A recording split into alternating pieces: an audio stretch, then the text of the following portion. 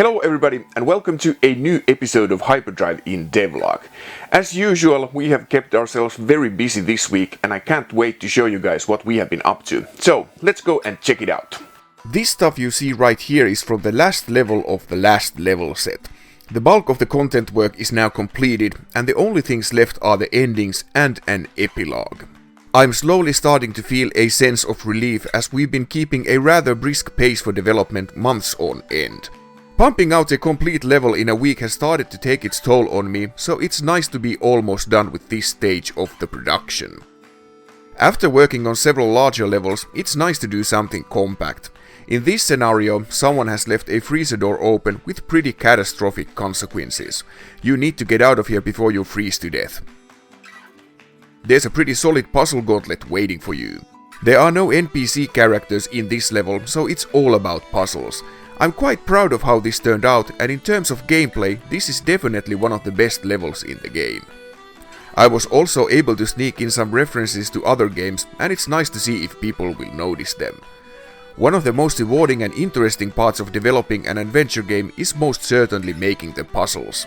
It's a careful balancing act because there's an extremely narrow space between a too easy and completely impossible puzzle.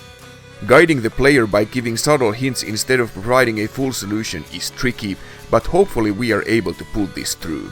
I've certainly played my fair share of adventure games over the years, so I do believe I have a good understanding between the differences of a good and a bad puzzle.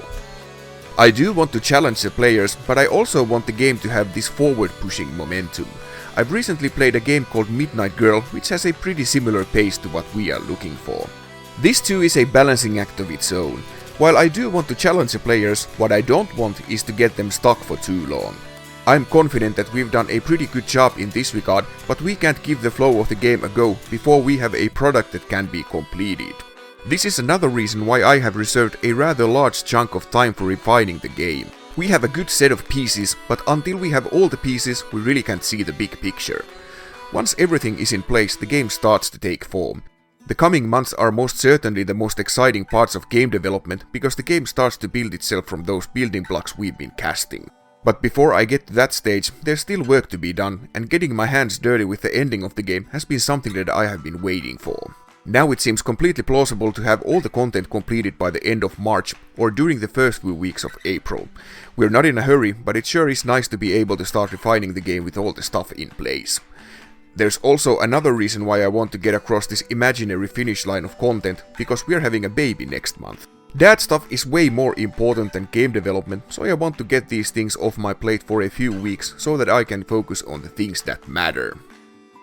Thanks again for watching. If you enjoy my content, please consider subscribing for this channel. It would mean a lot. And Hyperdrive Inn is already on Steam, so you can go ahead and wishlist the game right now. The launch is set for October 2024, but we already have a playable demo, so you can visit the Infinite Hotel well beforehand. All the relevant links can be found in the description. But that's all for today. I see you guys again next week, but until then, bye bye!